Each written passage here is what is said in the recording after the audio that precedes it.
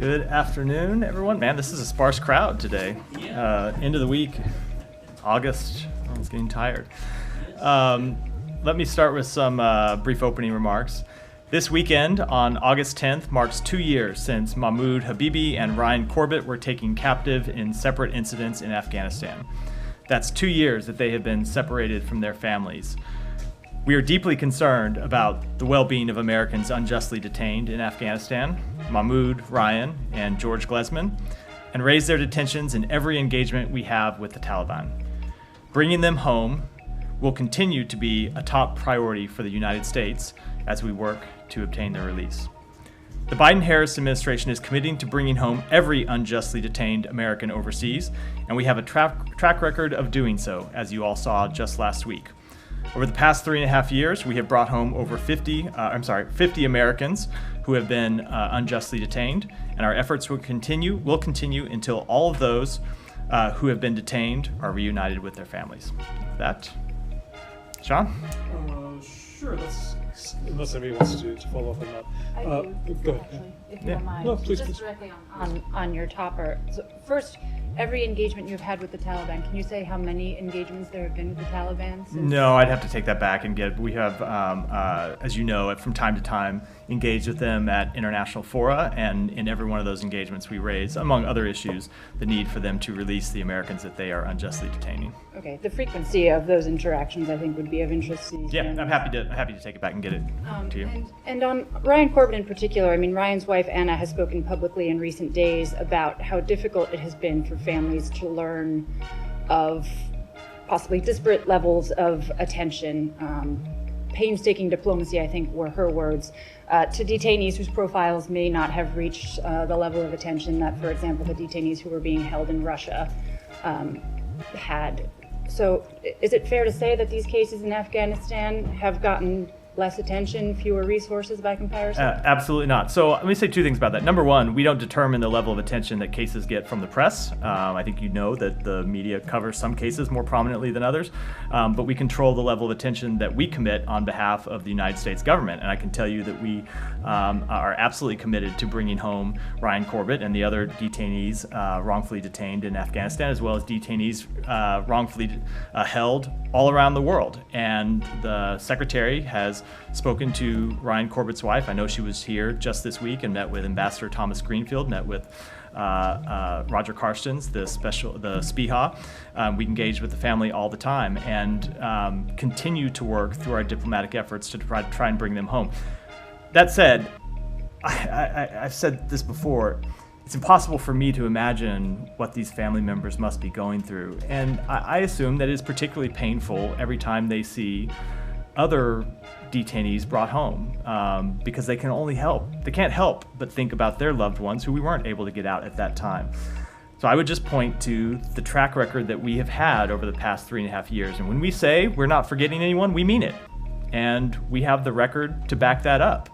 And we will continue to use every resource the United States government has to try and bring Ryan and other wrongfully detained Americans home. I recognize it's a different spokesperson in a different building, but Anna in particular has been pained by the fact that she hasn't been able to secure a second meeting with Jake Sullivan, despite a promise he apparently made to meet with her before the State of the Union if Ryan wasn't free by then, nor has she been able to meet with President Biden. I don't know if you're in a position to say whether state steps in those instances or... So I certainly can't speak for the schedules of principals not in the State Department, but I know that Jake Sullivan has met with her before. And as I said, we just held a number of meetings with her this week, and we'll continue to meet with her. We'll continue to engage with her. The Secretary has talked with her.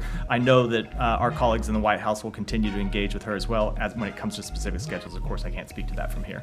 Thank you. Sorry, Sean. Just can I follow up? Yeah. Sure. Just to stay on that subject, just to understand, you're using the term unjustly detained. I think when you're referring to the three, but is there wrongfully detained determinations on? There are wrongful. We have made determinations that Ryan Corbett and George Glesman are wrongfully detained. That's not a determination we have yet made with respect to Mahmoud Habibi, which is not to say we're not working to try and secure his release. We are working to try and secure his release. Oftentimes, we can't make a wrongful determination, a wrongful detention determination because we don't have access to certain types of information or because the situation is unclear.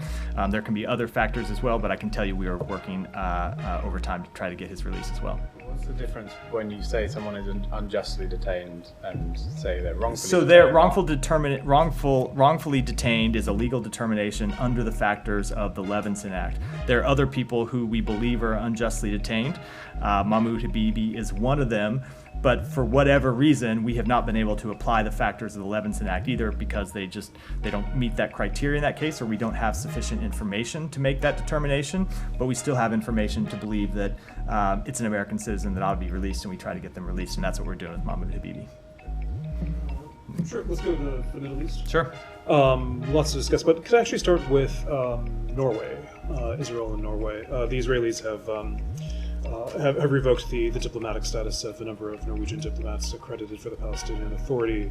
This obviously after Norway, along with Ireland and Spain, recognized a state of Palestine. The U.S. has good relations with Israel and Norway. Do you have any comment on this? We have good relations with both of them, as you point out. I think I would just say that Norway has a long history of playing a productive role when it comes to engaging with the government of Israel and engaging with the Palestinian Authority, engaging with the Palestinian people. If you look at their role in helping mediate the Oslo Accords, if you look at their role just this year in helping facilitate the release of tax revenue to the Palestinian Authority, they have long played an important role, and we think it's important that they continue to be able to play that role in talking both with the PA and with Israel. We don't think steps to prevent them from playing that role are particularly helpful, and we'll continue to engage with both countries. Has the United States engaged specifically with Israel in this? I'm not aware of any specific conversations. We may have had them in the embassy. I'm just not aware of any. To put it a bit more directly, would the United States hope that Israel takes back this step? So I'm not going to speak to that. We always believe that diplomatic engagements are important, diplomatic relationships are important, and we have seen that diplomatic relationships between Norway and Israel have been important, and that it's been important that Norway be able to communicate with Israel and the Palestinian Authority, and we think that the productive role they can continue to play, and we would hope that they would be able to do so. Sure.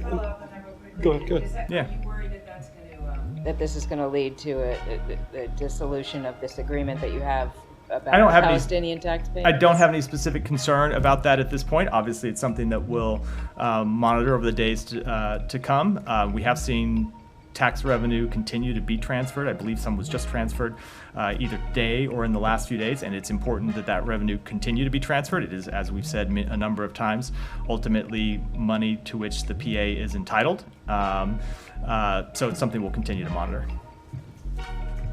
Go ahead. Well, I was going to go through the front, but I've already come to you, so I should go to Saeed. I'm sorry. Well, go it's ahead. Middle East specific. Go I'm ahead. happy to wait go ahead. because No, go ahead. Go ahead.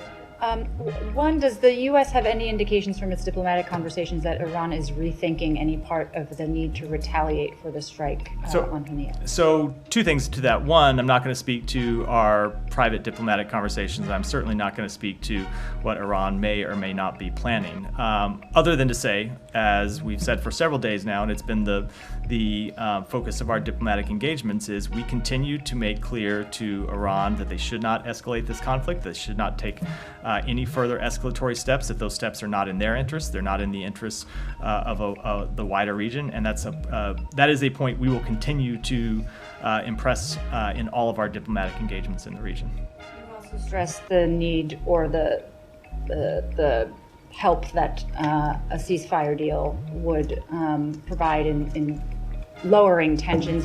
Is it clear to the U.S. how persuasive the prospect of a ceasefire deal is to the Iranians?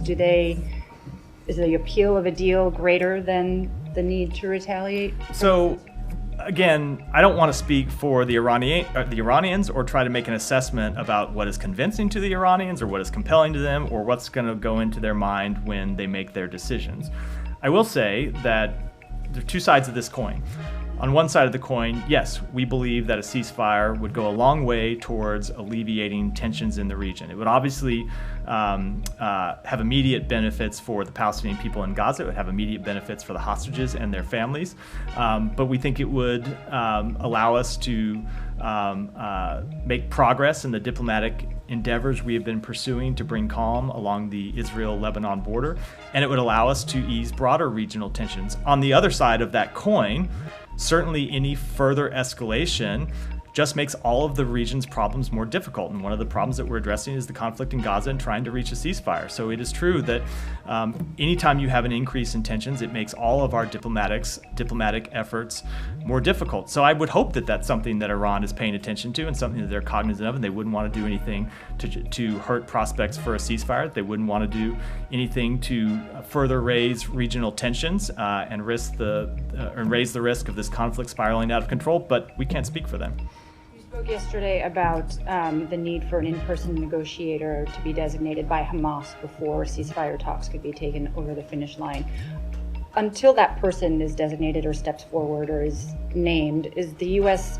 trying to sort of get the Israel's side of the deal to a final place so that once there is a designation, all it takes is a signature? So it's hard to say getting one side to the deal to a final place when it obviously is a negotiation and you can't get agreement from one party without the other.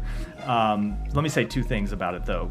Yes, we have been in contact with Israel about trying to get a deal finalized, and we have been in contact with the other two mediators, Egypt and Qatar, about how we would get potential ways to get a deal finalized and how we might bridge the differences between the two parties.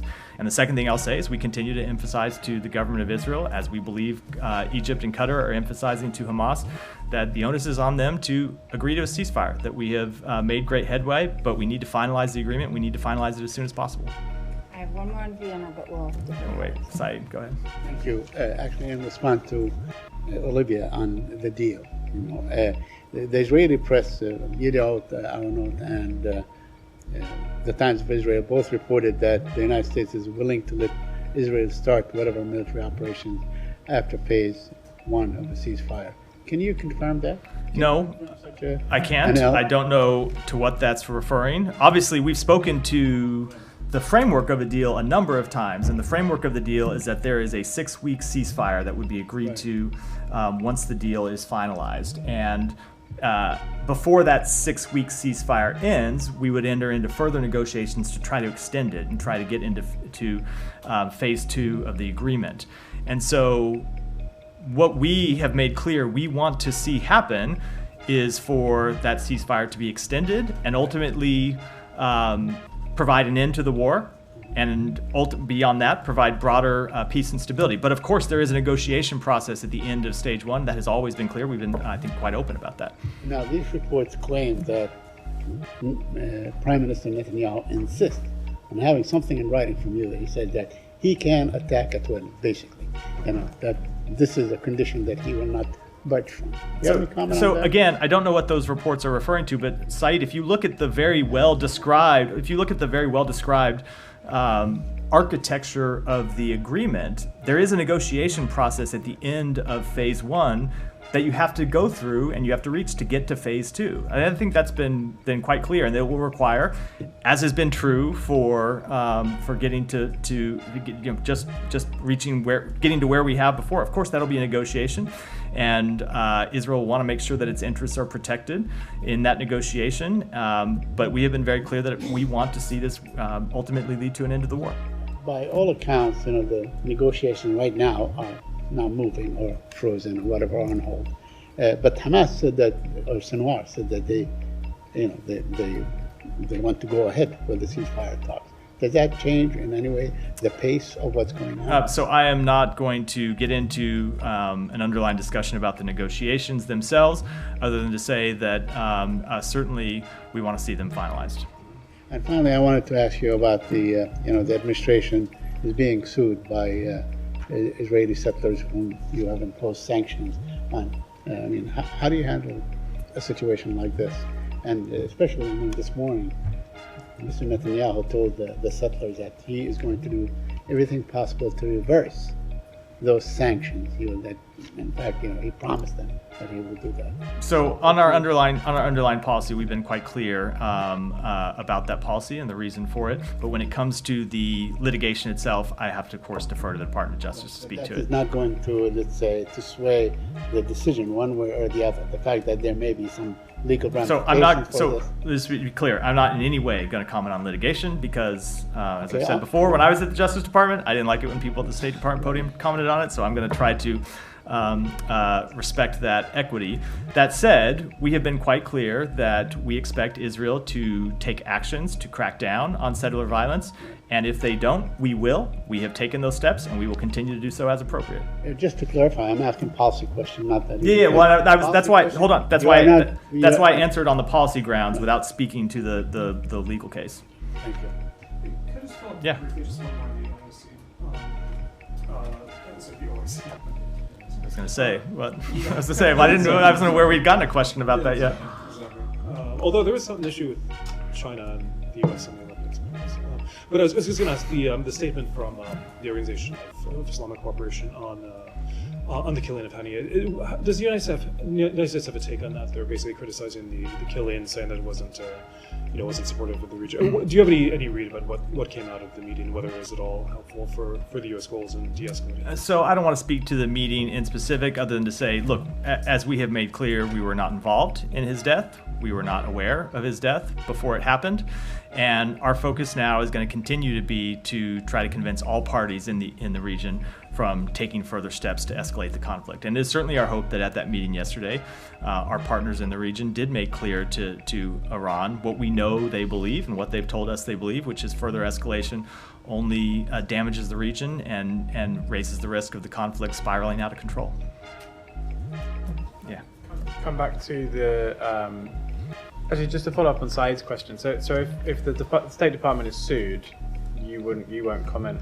When the State Department is sued, the same way any agency of the federal government is sued, they are represented in court by the Justice Department, and we defer to the Justice Department to speak to matters of litigation. I will still speak to the policy questions, which I did, but when it comes to litigation itself, I have to defer to the Justice Department.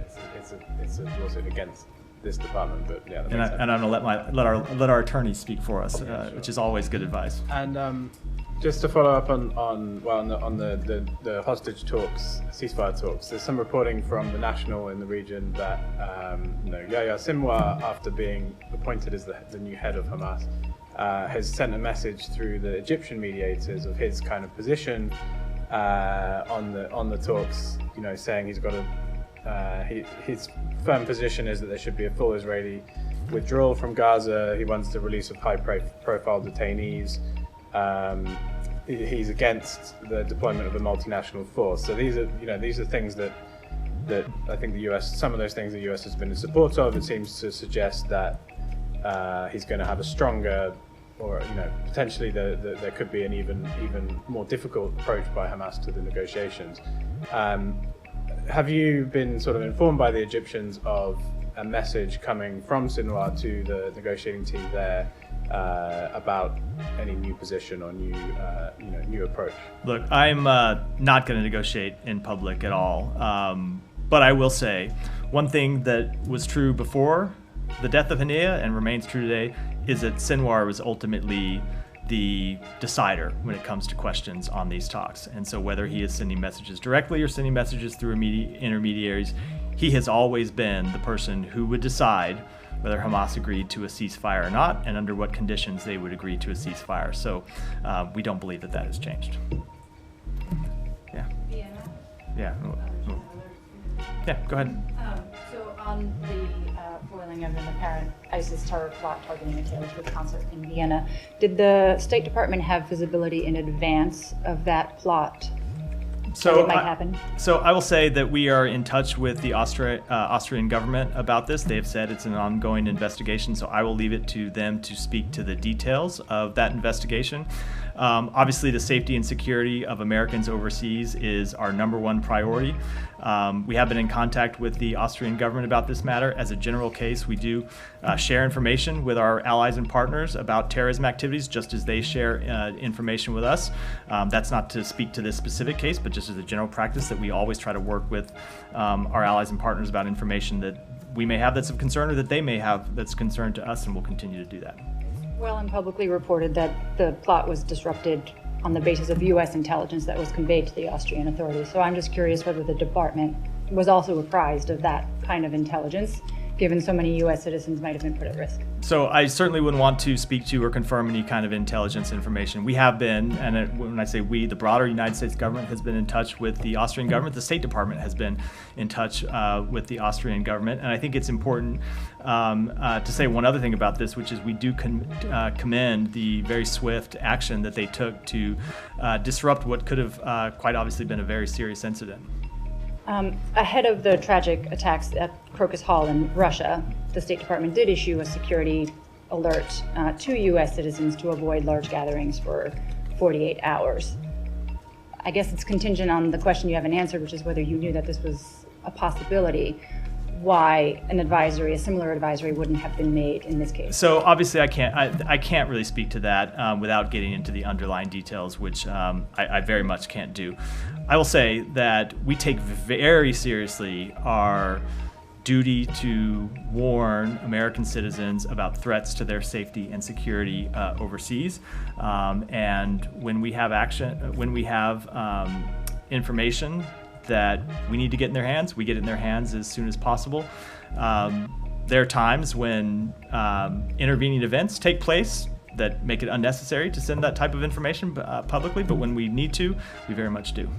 Okay, and are there any specific resources at this stage being offered to Americans who are still in Vienna who are concerned they might be at risk? Is the department coordinating any resources, offering any messaging to, again? So we would encourage all travelers to Austria, just as it's true that we encourage all travelers anywhere in the world to enroll in our STEP program. So if we do have relevant information to them and their particular safety situation, they get it as soon as possible, and we would encourage travelers to Austria to do that. But that said, I want to be very clear: Austria remains a level 1 country.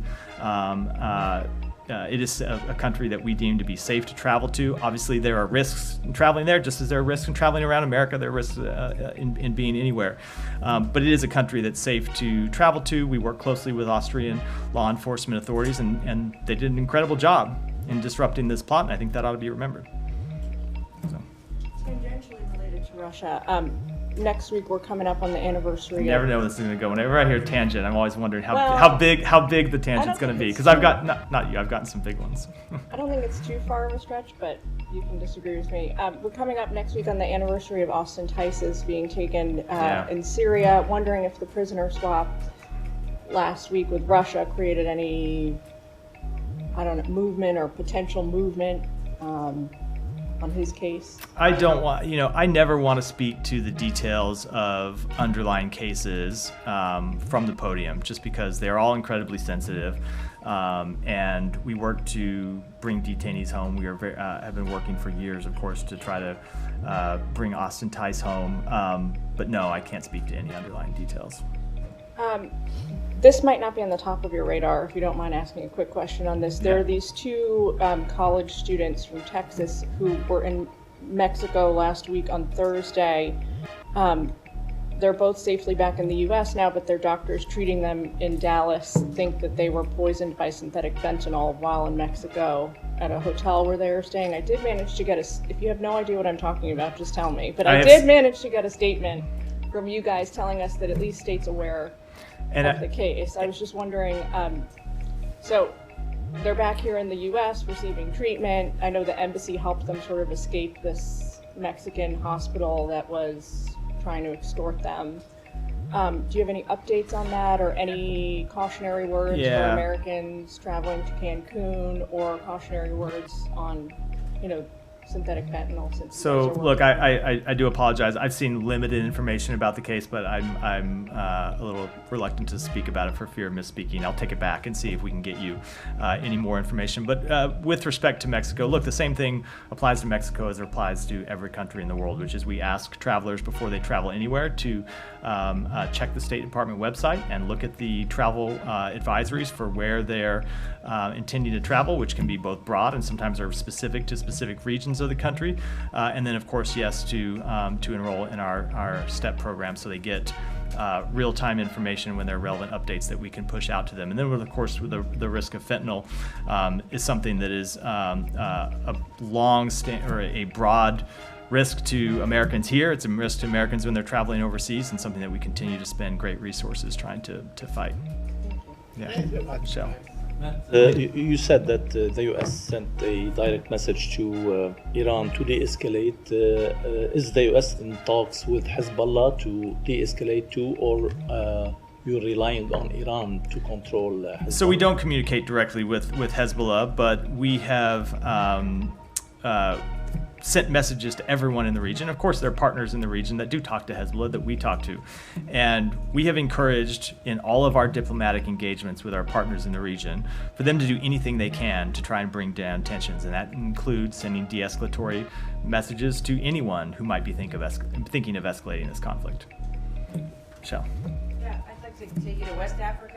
Bashir has broken relations with Ukraine. I wonder what you think of that, and whether you think there's kind of a trend of countries in that region turning more toward Russia. So obviously we have seen Russian involvement in various countries in that region. When it comes to relationships with Ukraine, something I spoke to with respect to earlier in the briefing, not with respect to Ukraine, but in general, we always believe that diplomatic relations are important, and it's good for countries to talk to each other and have the ability to resolve disputes and resolve issues that they have, and that's why diplomacy is important. So we would encourage those countries to continue to talk with each other. But when it comes to Russia's presence in Africa, certainly we have seen a destabilizing presence by Russia. We've seen a destabilizing presence by the Wagner Group over the last couple of years, and what we have noted is that every time Wagner comes in, every time Russia comes into West Africa, as is true around the world, we see them sow chaos and instability in their wake. Russia's foreign ministry spokesperson, though, accuses Ukraine of opening a new front against Russia in Africa, and I wonder how you respond to that. I just don't have any assessment on that. Yeah, go ahead. Angola, under the leadership of President João Lourenço, just fully mediate the ceasefire between the Democratic Republic of Congo and Rwanda. And yesterday, Secretary Blinken praised President Lourenço for his leadership role on that mediation. And he also expressed the U.S. support to Angola. So can you give us more insights on the U.S. view on the Angolan government mediation work to achieve this ceasefire? So Secretary Blinken had a chance to speak directly to President Lourenço yesterday to thank him for the role that Angola played in helping mediate this conflict and reach a ceasefire in the Eastern Democratic Republic of Congo. This was a follow-up to previous conversations the Secretary had with President Lourenço. He traveled to Angola in January and met with the President and talked with him about the important role that Angola was playing in trying to mediate this conflict, and thanked him then for the work that they were doing. Encouraged Angola to continue to play that work, and so when he called him yesterday, part of the purpose of that call was to thank the president for his engagement, which has borne fruit, and encourage him to continue to stay engaged. And how the United States intend to continue to work with Angola so that ceasefire can reach its full potential, which is to bring peace in that region? So we're going to continue to consult with the president and other leaders in the Angolan government. It is, as I said, something we know the president has spent a good deal of personal time working on, trying to get this ceasefire over the line, and we will encourage them to continue to stay engaged to see that the ceasefire holds. Is there any U.S. strategy to help so this ceasefire can last? So ultimately, it's the parties that need to commit to ensuring that the ceasefire lasts, and we will continue to engage with our partners in the region to impress upon the parties that it is in the interest of everyone in the region that the ceasefire hold and turn into, of course, a permanent end to the war. Alex. Thank you, Ukraine, and moving to Ukraine operation. Obviously, Kyiv officials are tight-lipped given the nature of the operation, but I want to get your assessment on the latest, and also perhaps a reaction to how Russian propaganda machine yesterday tried to twist a portion of the U.S. government statement particularly when the White House said that you guys are seeking information from Kyiv. Does Ukraine have your full backing in this? So when it comes to your reference to the Ukrainian government being tight-lipped about their operation, I think you can certainly understand that if the Ukrainian government isn't speaking to it, I'm not going to speak to an operation that they are conducting.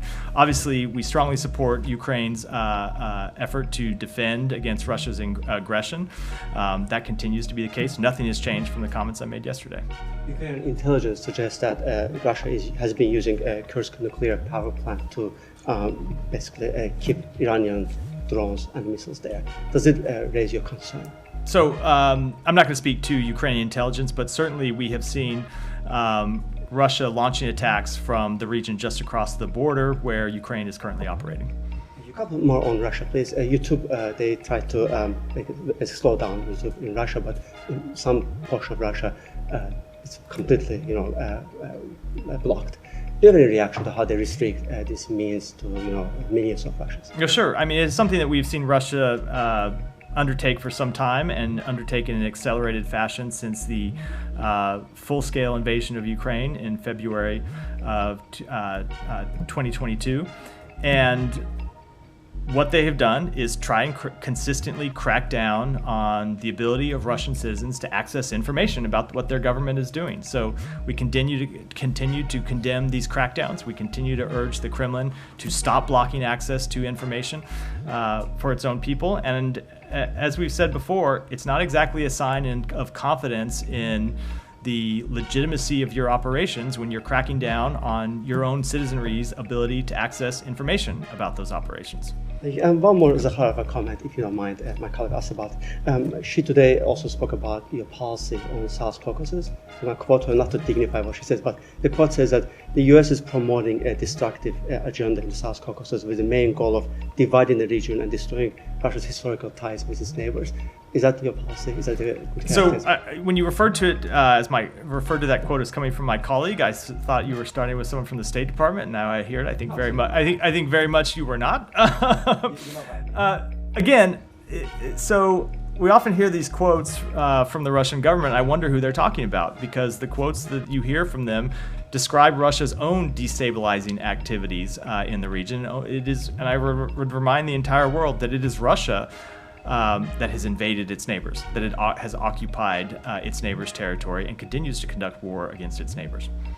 Time. On the Kursk region offensive, can you give us an example of a Russian attack that was launched specifically from this area that the Ukrainians have No, gone into? I am not going to speak to those from here, but speaking to that region, we have seen Russia launch attacks from the region. From the border town that the Ukrainians. I'm not going to get I'm not going to. It's just something we do in the State Department. We never speak to like specific strikes. I'm not going to speak to any specific town or specific area, but in the region where Ukraine is operating, yes, we have seen Russia launch attacks from there. And you say the policy hasn't changed. Earlier, when the policy was initially announced, I think a lot of people, it sounded a lot more limited, and it's described by the Pentagon as this is about the ability to fire back when fired upon. In this case, whether it's right or wrong, Russia has obviously invaded Ukraine and crossed its borders, but the policy was that U.S. weapons initially weren't to be used across the border. That policy was relaxed with the caveat that this is for firing back when fired upon. Has Ukraine been fired upon from this area that's sort of caused them to launch this offensive? So I will not speak to why they launched the offensive. That is for the Ukrainian government to speak to when it comes to their decision making around this offensive. But the policy that we announced was to allow Ukraine to respond to attacks coming just over the Russian border. And yes, in the area where they are currently operating across the Russian border, we have seen attacks come from there. Good. Back to the Middle East, Matt. Wall Street Journal is just reporting that the U.S. has warned Iran that its government and economy would suffer a devastating blow in case it retaliates against Israel. I was wondering if this is necessary, if it's necessary to go that far to hurt the economy, which typically and naturally affects the people, to deter Iran? So I'm not going to speak to messages, real or imagined, that might have been delivered to the Iranian government. We have always said that we have the ability to deliver messages when it's in our interest, but we typically don't speak to those messages in public, and oftentimes you see messages described that are not described entirely accurately. That said, of course, escalation of the conflict has the ability to hurt Iran's economy. It has the ability to hurt the economy of every country in the region. War obviously has the potential impact of hurting economies. And so something I said yesterday is that every problem that the region currently faces is made worse by further escalation, and that certainly includes economic impacts. Saeed. Austin Tice. Yeah. Oh, I mean, we're coming up on the 12th anniversary of his disappearance, and I remember asking the very same question probably, why didn't he disappear back then?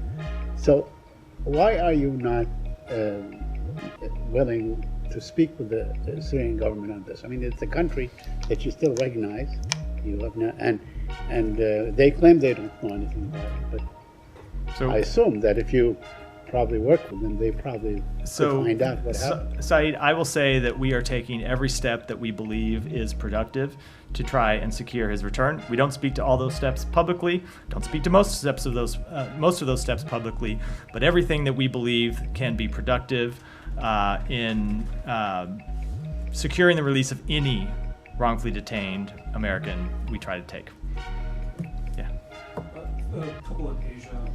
Could we go to Bangladesh? Mohammed Yunus was sworn in today as the interim leader of Bangladesh. Can you say, first of all, if there's been any communication with him directly or indirectly? There has been communication with the interim government, and our chargé d'affaires attended his swearing in today. I don't know if she spoke to him at the swearing in, but she did attend. Okay, communication with the interim government, not necessarily him personally, but with... Correct. And what was the nature? I mean, he was only sworn into the government, I think, an hour ago, so an hour or two ago.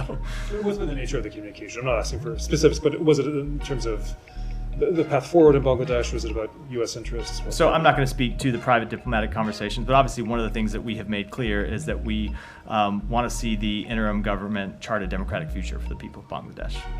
Unless somebody wants to follow up on that, should I? A couple other... Yeah, go ahead. Japan, this is back on the Middle East, but Nagasaki, of course, today's the 8th. It's the anniversary tomorrow of the atomic bombing in Nagasaki. Ambassador Emmanuel, as well as the British ambassador, and I think the European ambassadors are not going to attend because the Israeli ambassador wasn't invited. The Nagasaki mayor says this is logistical. Why is it so important that the Israeli ambassador be present? Look, we thought it was important that the Israeli ambassador be invited, as the ambassadors of other countries have been invited, that no country that should have been singled out to not be invited to this celebration, and that's why the ambassador took the step that he did, and I presume why the ambassadors of other countries took the steps that they did in deciding not to attend. But in terms of, to play devil's advocate, in terms of historic responsibility, obviously the U.S. dropped the bomb in Nagasaki. Was it particularly significant for the U.S. to be there? I realize he was there at the Hiroshima. Look, he was there, and obviously multiple different presidents of the United States have spoken to this, have attended events commemorating that solemn event, and I think our position on it and our respect for Japan when it comes to this anniversary is well documented and goes far beyond the ambassador not attending one event. Sure. Okay, just a different topic in Asia. You issued a statement, I meant to ask about it yesterday, you issued a statement on Thailand, the Move Forward party being banned, and Mr. Pita, who's arguably the most popular politician in Thailand, being banned from politics. I know you issued a statement, but in terms of the future relationship with Thailand, Thailand's obviously had its ups and downs with democracy, but how do you assess the relationship going forward? Would this have an impact on cooperation with Thailand? So I don't want to speculate about the impact. We do have a close relationship with them, and we are able to cooperate with them on a number of areas that are in our interest and in our mutual interest, but we were concerned about that step. It was a step that hurts democracy, and we'll continue to make that concern clear, both publicly and privately, to the government of Thailand. Michelle? Do you have any updates on the talks on Sudan in Switzerland? I don't. Obviously, as we've said, one of the parties, the RSF, has agreed to attend. The SAF has not yet agreed to attend. The Secretary spoke to General Burhan several days ago and impressed upon him the importance of attending those talks and the importance of reaching a ceasefire, as well as the importance of not hindering access to humanitarian assistance that the Sudanese people need. And we will continue to impress that there is, on all of the parties, that there can be no military victory to this war. Every day it goes on is just further tragedy for the Sudanese people, and so we certainly hope that the SAF will decide to attend the talks in Geneva next week. Go ahead. Venezuela. So yesterday was a call between the Secretary General and the Secretary of State about their readiness to assist in the process. Can you give us a little more details on what that will look like in terms of a possible assistance from the United States? We understand the Secretary General will have to get a letter by Venezuela for his good offices, but how that engaged the region, and if you can talk about that. I can't speak to any detail beyond what we said in the readout, other than to say that the Secretary engaged with the Secretary General in the same way that we've been engaging with partners in the region about the fact that we are ready to support an inclusive Venezuela-led process to reestablish democratic norms, and so we're going to continue to coordinate with our international partners about the best way to do that, understanding that it needs to be a Venezuelan-led process. Just a follow-up. So yesterday, the organization that protects journalists within Venezuela, their syndicate, alerted that several journalists, photographers have been detained, and they're concerned about not only their persecution, but according to that, they're prevented from getting a private counsel. So the government is the prosecutor at the same time as who is providing them their lawyers, and they're not allowed to get private counsel. Is that a concern that this is another tactic by the government of Maduro to try to intimidate on the freedom of the press and to reduce the access of journalists to even counsel and due process? So certainly we have been concerned about the government's crackdown on freedom of information, on freedom of press, and freedom of assembly. We've seen them taking increasingly repressive steps in the over a week now since the election, and we would encourage them to reverse those steps. I think, as I said yesterday, it is not exactly a sign of confidence in their belief in the nobility of their actions, and so we're going to continue to support the Venezuelan people in making sure that their votes are fairly counted. The last question, I'm sorry. The U.S. had conversations actually before the elections. It was a virtual meeting. Qatar is mediating. The government of Venezuela has released some of the information that was actually talked in private. Is it a possibility to retake those conversations that were ongoing, or that's something that is being paused? So I don't want to speak to those conversations in general, other than that we are talking to partners in the region and some partners around the world about the best way to establish democratic transition in Venezuela. Let me do one more and then have to wrap for the day.